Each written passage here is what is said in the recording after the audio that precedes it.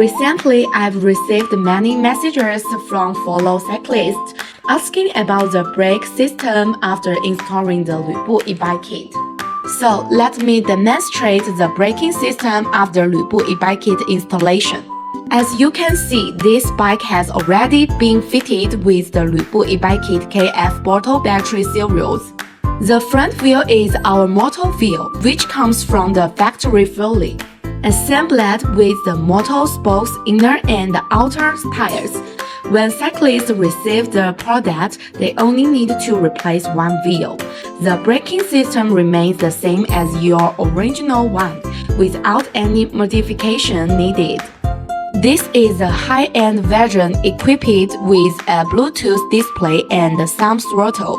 By pressing the thumb throttle, you can activate the pure electric model. Let's demonstrate. When you press the thumb throttle, the electric bike model is activated. Then, when you press the brakes, the wheel stops immediately.